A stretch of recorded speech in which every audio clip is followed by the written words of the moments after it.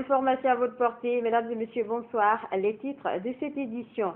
16 485 tonnes d'engrais sont arrivés à Conakry pour la campagne agricole 2015. C'est un coût global de 76 milliards de francs guinéens. Cette campagne touchera toutes les préfectures de la Guinée. Avoir 0 cas d'Ebola le plus tôt que possible, une des préoccupations des directions communales de santé et des coordinations communales de Conakry. Elles viennent de déployer 250 agents pour assurer le suivi des contacts du virus. La lutte contre l'homosexualité en Guinée, la police de proximité vient de mettre aux arrêts 2 présumés homosexuels à Bessia, Port 2. Encore une fois, bienvenue à tous. Comme annoncé, un bateau transportant 16 485 tonnes d'engrais agricoles a accosté au port autonome de Conakry ce mardi. Ces engrais sont destinés à la campagne agricole 2015 pour toute préfecture du pays. C'est la société Cap Guinée qui est chargée de l'importation de ces engrais et le transport a été assuré par Getma Guinée. Ce sont 7 types d'engrais pour un coût total de 76 milliards de francs guinéens. Marie-Sheila Fofana pour plus de précision. Ce sont au total 16 485 tonnes d'intrants agricoles que transporte ce bateau qui vient d'accoster au port autonome de Conakry. Ces engrais sont une commande du gouvernement guinéen pour la campagne agricole 2015. Cette cargaison d'engrais qui, sous parlant, iront directement dans nos campagnes agricoles, dans nos campagnes, dans nos villes et dans nos campagnes pour assurer une bonne campagne agricole. Et c'est bien, comme nous sommes dans le temps, nous sommes quasiment dans le calendrier agricole. Suite à un appel d'offres international, c'est la société ECAP Guinée qui est chargée de l'importation de ces engrais. Les gens croyaient qu'un Guinéen ne peut pas exécuter ce tel marché. Les entreprises étrangères qui ont l'habitude de fournir ça, ils ont toujours demandé les 50%. Tandis que nous, on a fait ça sans demander une avance de démarrage. Et c'est dans le souci du ministre, Madame la ministre de l'Agriculture, que nous avons vraiment pris l'engagement d'exécuter ça à la satisfaction du département et au gouvernement. Ces intrants agricoles ont été embarqués en Lettonie pour Conakry. Le périple a duré 2 semaines. Ce transport assuré par l'entreprise Getma Guinée n'a pas connu d'intempéries. Cette cargaison, il y a 6 types d'engrais à bord. Nous avons le NPK 1515, l'urée, le N45. Nous avons le sulfate de potassium, l'engrais maraîcher, l'engrais arachide et l'engrais coton. L'importateur de cette cargaison, ECAP Guinée, a mis beaucoup d'efforts et nous a contactés et on a participé d'abord au choix du navire. Et le fournisseur nous a contactés tous les jours pour nous dire l'état d'évolution d'avancement du chargement. Et nous avons fait compte rendu fidèle aux clients ici. Nous avons fait un rapport régulier aux clients jusqu'à l'arrivée de cette cargaison à Conakry pour nous assurer que la cargaison rentre ici dans de très bonnes conditions, ce qui fut fait. 470 camions sont chargés de dispatcher ces engrais dans les 33 préfectures du pays. Ce dispatching va être assuré par ECAP Guinée sous la supervision de Getma Guinée. Il faut noter que le coût global du projet est de 76 milliards de francs guinéens et il est préfinancé à 100% par l'entreprise importatrice. Lancement officiel ce mardi des séries de formation pour les agents de surveillance communautaire dans les 5 communes de Conakry. Ce projet est une initiative des directions communales de santé et des coordinations communales de Conakry. 250 agents seront déployés sur le terrain pour assurer la surveillance des contacts, ce pour atteindre l'objectif 0 cas d'Ebola le plus rapidement que possible. Abakar Sidikimane. L'approche d'intégration des agents de surveillance communautaire dans le suivi des contacts vient renforcer l'une des stratégies de l'Organisation mondiale de la santé pour contrôler et éradiquer l'épidémie de la fièvre hémorragique à virus Ebola en Guinée. Cette nouvelle stratégie, qui inclut 250 agents recrutés par les différentes communes de la capitale, vient porter main forte à celle déjà en cours dans le pays.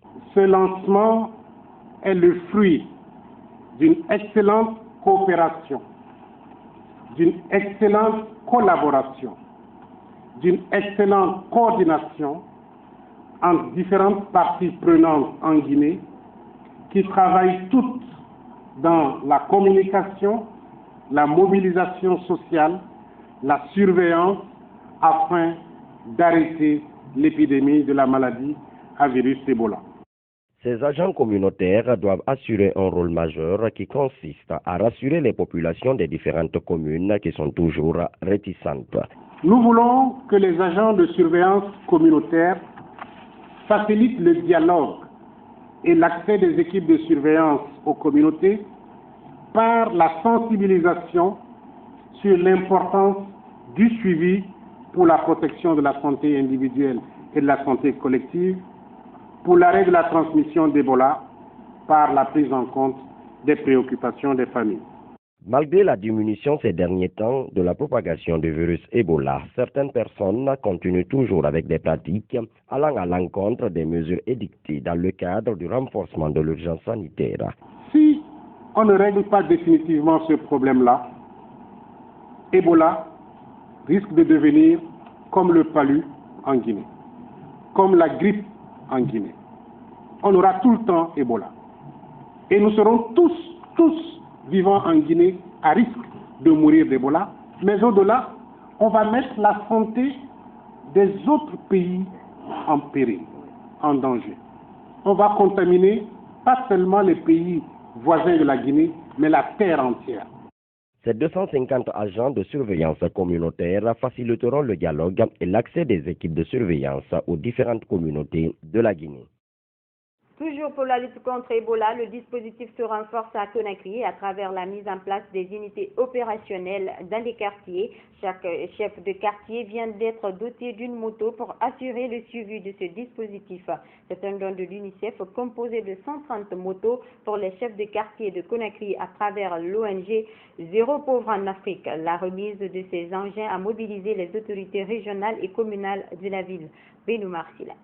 C'est dans le cadre du renforcement de la mobilisation sociale et communautaire dans la riposte accélérée contre Ebola que l'UNICEF a offert ses 130 motos aux chefs de quartier de Conakry. Chacune de ces motos ira à une unité opérationnelle mise en place dans les quartiers et constituée notamment des responsables du quartier. Pour les donateurs, c'est la communauté qui fait la différence.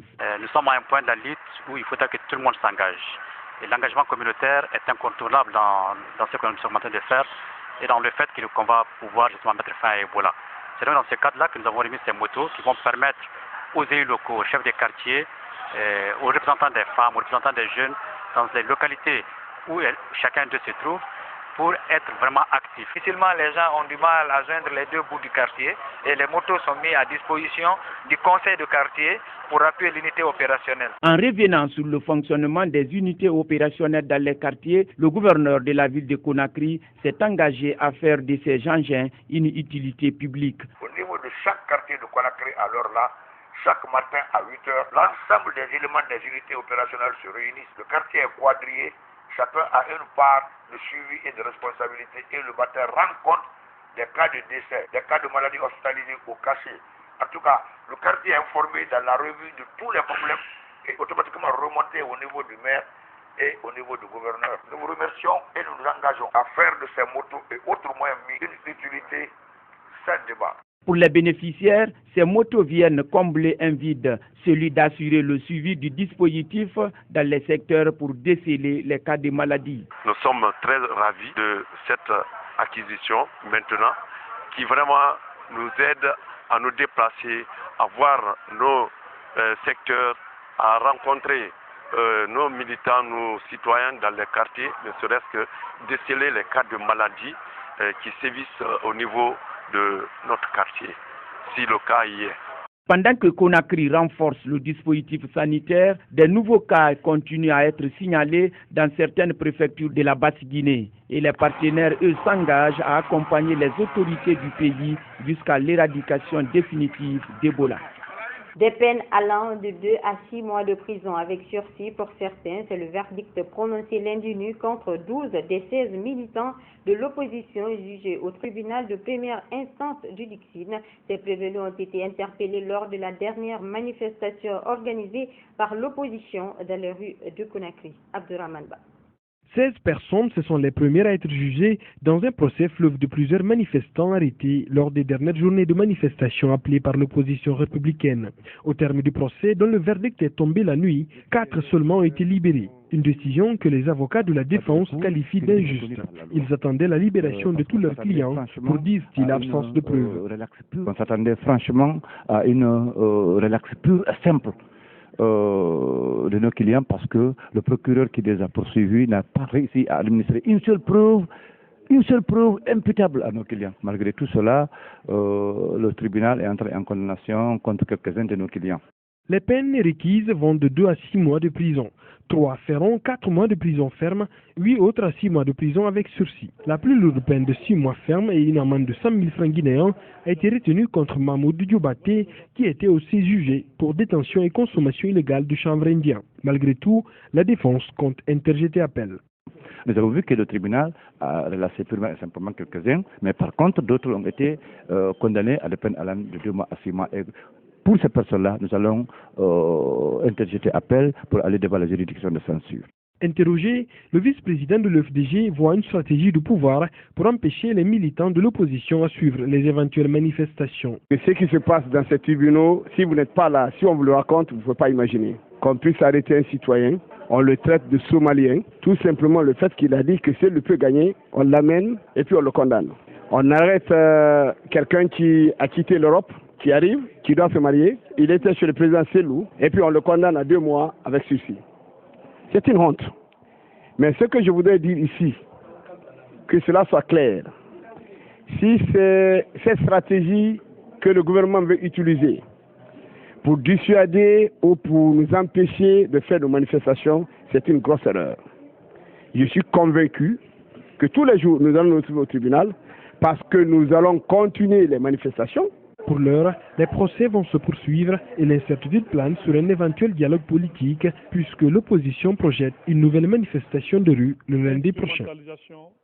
Justement, dans ce procès, Mohamed Traoré, alias B52, secrétaire fédéral de l'UFDG, a comparu pour la 2e journée ce mardi, arrêté pour attroupement illégal. Le prévenu a été purement et simplement relaxé par le tribunal de première instance de Kaloum pour délit non constitué. Mohamed Traoré et ses avocats parlent d'un procès politique.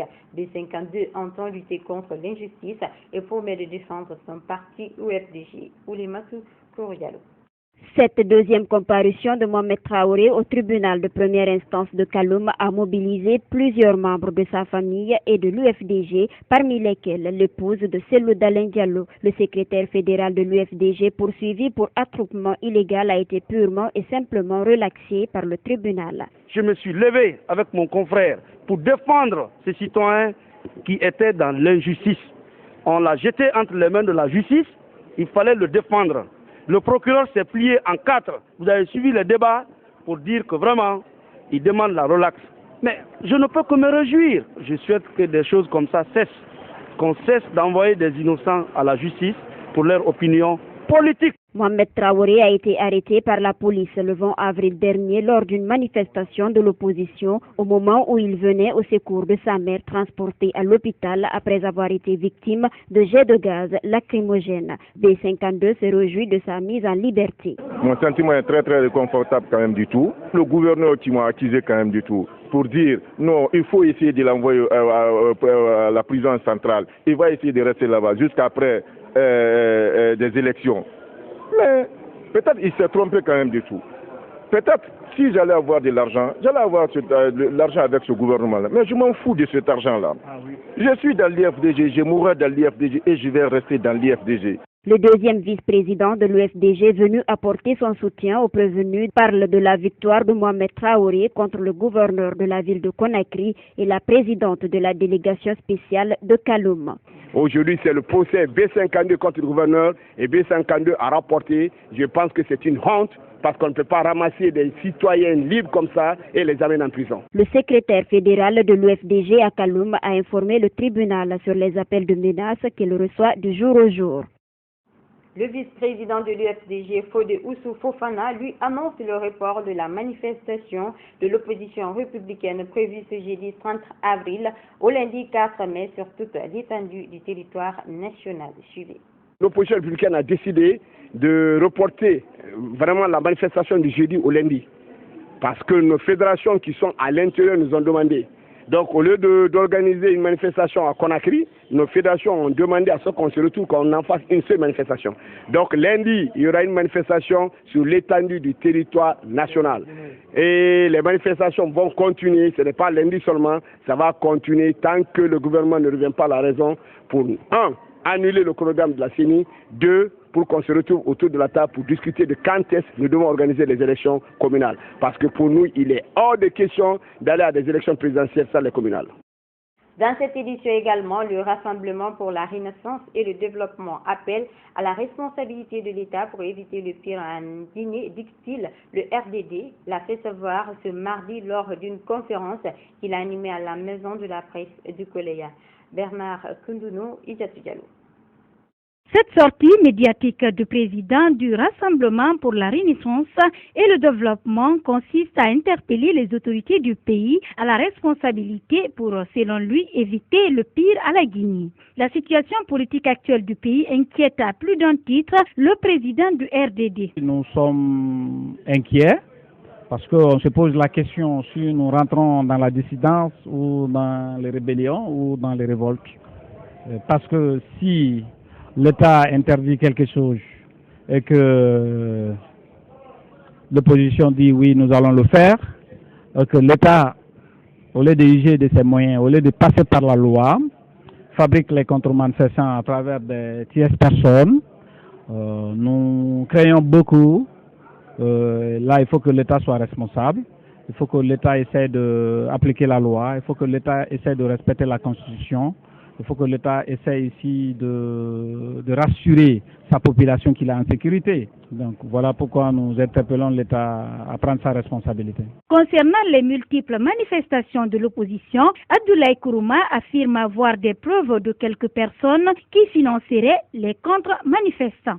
J'ai la photo, j'ai les images d'un colonel de l'armée guinéenne, du nom de commandant de colonel Yemoriba, qui à Matoto, parce que ces jeunes viennent me rendre compte, qui à Matoto a reçu des jeunes à plusieurs reprises en leur distribuant de l'argent pour se faire contre-manifestants. Si ils ne sont pas sûrs de ce que j'ai dit, ils sont libres de porter plainte pour diffamation de caractère. Le leader de RDD a choisi la voie diplomatique pour revendiquer la tenue des élections communales et communautaires avant les présidentielles. Nous avons déjà écrit à des ambassadeurs, nous avons écrit aux médiateurs de la République, nous avons écrit à l'Union européenne, l'Union africaine. Et les avocats sont en train aussi de constituer les dossiers pour aller voir le président de la Cour constitutionnelle, de déclarer illégitime les délégations spéciales. Parce que c'est la Constitution qui le dit, qu'ils ont 3 mois, maximum 6 mois de mandat. Et s'ils ont les 4 ans, que la loi soit respectée. Le parti au pouvoir est en train de subir des conséquences de ce qu'il a sémé. Selon Abdoulaye Kourouma, l'État a écoulé 4 années sans organiser les élections communautaires et communales. Autre titre de cette édition, 2 présumés homosexuels viennent d'être mis aux arrêts à Gressia Port 2 par le commissariat central de Matoto. Abdoulaye Diakité, alias Bijou, et Adama Sissé, alias Sylvie, ont été appréhendés dans la nuit du 22 au 23 avril 2015 dans leur chambre au quartier Gressia Port 2 grâce à la collaboration entre les citoyens et les agents de la police de proximité. Bernard Koundounou. Abdoulaye Diakité, alias Bijou, et Adama Sissé, alias Sylvie, ont été appréhendés la nuit du 22 au 23 avril 2015 au quartier Bessia Port 2 dans la commune de Matoto. Ils sont accusés d'homosexualité par les habitants de ce quartier. C'est un jeune du nom de Ibrahim Abba qui était venu à la recherche d'une jeune fille, comme étant en état d'ivresse. Il s'est vu avec le nommé Sylvie. Donc, lorsqu'ils se sont contactés, Sylvie a demandé un montant de 80 000 francs pour coucher avec Ibrahim Abba. Entre-temps, Ibrahim Abba a demandé d'aller dans l'hôtel pour aller faire des rapports sexuels. Mais Sylvie a réussi quand même à convaincre Ibrahim Abba et à le trimballer jusqu'au niveau de Bessia. Ils se sont embarqués à bord d'un taxi. Arrivé à domicile, il a donné de l'eau au nommé Ibrahim Abba qui s'est bien lavé. Et le jeune est venu se coucher sur le lit. Interrogés, les présumés homosexuels ont affirmé avoir d'autres conjoints. Nous avons menacé seulement comme sont homosexuels. Mais c'est notre vie, c'est ça qu'on a préféré. On part ailleurs pour aller faire ça, mais pas chez nous quand même. On part dans les boîtes. On a le contact, ils ont besoin de nous rappeler. Depuis quand vous avez commencé cela? Ça fait 10 ans. Pardon? 10 ans. 10 ans? Oui. Avec ce monsieur? Même pas. On se la compte juste, ça fait plus d'1 an. Qu'est-ce qui a fait que vous vous êtes connus et vous avez logé ensemble? Mboyena. Comment vous vous êtes connus? C'est une copine qui nous a rencontrés. Vous? Une copine, elle voyageait. Ensemble, vous pratiquez l'homosexualité? Vous avez l'habitude de pratiquer à deux? Même pas. Elle part ailleurs, je pars ailleurs. On se la compte le matin. L'homosexualité n'est pas légalisée en République de Guinée, au dire des autorités policières de Matoto. Nous avons dans le code pénal l'article 325 qui condamne l'acte d'homosexualité. Parce que aussi cette pratique est acceptée ailleurs. Chez nous, encore, le législateur ne s'est pas encore défini là-dessus. C'est un acte qui est purement et simplement puni par la loi. Ces présumés homosexuels ont été conduits à la maison centrale pour des fins d'enquête. Et puis, le ministère des Sports, avec la Direction nationale des infrastructures, vient d'entamer une tournée sur les chantiers de réhabilitation des stades de proximité, notamment à Kaloum, Yimbaya Bougie et à Koloma, sur le Primo. Au cours de cette tournée, la ministre des Sports, qui a ambition de doter la jeunesse guinéenne en infrastructures sportives adéquates, a engagé des discussions sur l'évolution des travaux avec les entrepreneurs. Lansana Traoré. La première étape de cette tournée a conduit la délégation du département des sports au stade de la mission de Kaloum où les travaux avancent mais avec des contraintes. La seule contrainte, c'est d'abord récupérer les espaces prévus pour les tribunes. Raison pour laquelle le délai d'exécution était prévu à 4 mois pour un premier temps. Nous sommes revenus à 6 mois et s'il faut, on va encore aller de plus. Après le stade de Kaloum, ce fut celui de Yimbaya Bougie. Là, l'entreprise exécutante traîne les pas, un retard qui a mis la ministre des Sports en colère. L'entreprise qui travaille actuellement à Yimbaya devrait se remettre en cause parce que je pense qu'il est temps qu'on passe certainement à la résiliation du contrat. Parce qu'on ne peut pas comprendre que les travaux se fassent de façon cosmétique et que lorsque vous approchez le site, vous vous rendez compte que c'est vraiment pratiquement bâclé. Même spectacle au stade de Koloma, Solo Primo. Domanine Doré estime que le constat fait sur le terrain était l'objectif de sa tournée. Je suis heureuse de constater que le partenariat tissé avec le privé à travers l'ASK, qui consiste à la réhabilitation du stade de la mission, se poursuit dans les meilleures conditions. Les images en témoignent. Par contre, les travaux faits par le ministère des Sports à travers le BND ne se passent pas dans les meilleures conditions. À Yimbaya, les travaux encore restent nombreux à faire.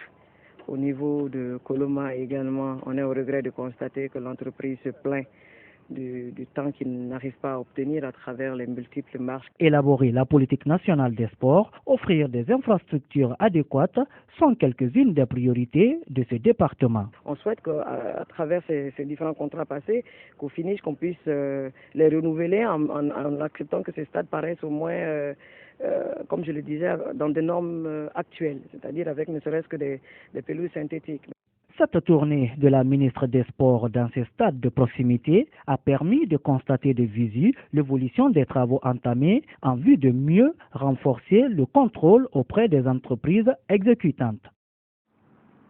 En interactualité, de violentes émeutes ont éclaté à Baltimore la nuit dernière. Un couvre-feu a été instauré dans cette ville des États-Unis. La police et les autorités ont été prises de court par la violence des manifestations. Suivez. De gigantesques incendies, des magasins pillés, saccagés et des voitures brûlées par des émeutiers venus manifester leur colère après la mort de Freddie Gray. On peut venir protester, mais de là à retourner la ville, tout casser et piller, c'est vraiment pas cool. Des émeutes et scènes de pillage qui ont éclaté dès lundi après-midi Dans un quartier du nord-ouest de Baltimore, des bandes de jeunes ont pris à partie les forces de l'ordre qui ont été très vite débordées. Face à la situation, les autorités ont ordonné un renfort de plus de 5000 policiers. J'ai déclaré l'état d'urgence sur demande de la ville de Baltimore.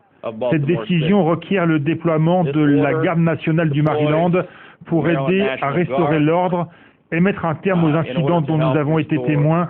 Un couvre-feu a été instauré dans la ville et les écoles fermées ce mardi. Des mesures censées apaiser les tensions depuis la mort de Freddie Gray il y a une semaine à Baltimore. Ce jeune noir décédé des suites d'une fracture des cervicales, des blessures qui lui auraient été infligées lors de son arrestation par la police. Lors de la cérémonie en sa mémoire, à laquelle 3000 personnes ont assisté, l'avocat de la famille a lui-même appelé au calme. Nous vivons ici et nous aimons notre quartier. Ce n'est pas parfait, non. C'est un peu comme vivre un mauvais mariage, mais nous ne voulons pas divorcer. Nous ne nous précipitons pas. Nous voulons seulement et simplement que justice soit faite. Une enquête a été ouverte sur les circonstances de sa mort, pour le moment sans conclusion. Plus les heures passent, plus l'espoir de retrouver des survivants devient délicat au Népal, mais il y a de petits miracles. Une femme a survécu après 50 heures dans les décombres.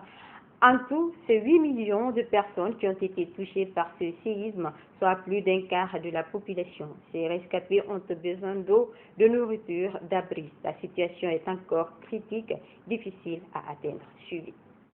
Alors que les opérations de secours se poursuivent, ils sont des milliers désormais à vouloir quitter Katmandou. Le sol ne cesse de trembler et les gens ont peur de rentrer dans leur appartement quand celui-ci ne s'est pas écroulé.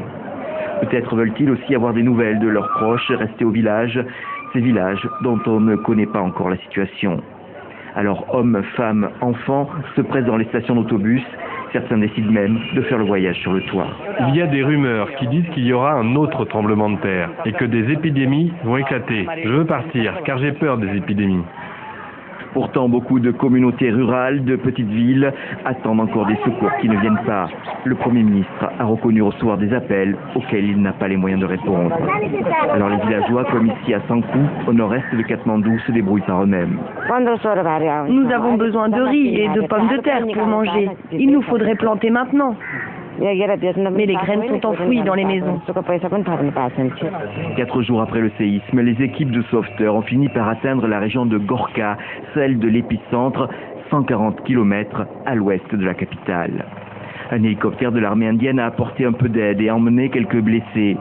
Les rescapés se plaignent du manque de nourriture et d'eau, de tentes, bref, d'à peu près tout. Lentement, l'aide internationale commence à arriver, mais pour beaucoup, il est trop tard. Un dernier bilan fait état de plus de 5000 morts. Partout dans le pays, les cérémonies de crémation se succèdent sans discontinuer. Mesdames et messieurs, c'est la fin de cette édition d'information à tous. Merci de l'avoir suivi. L'info continue sur notre site web www.groupevoisinguinée.info. Bonsoir à tous.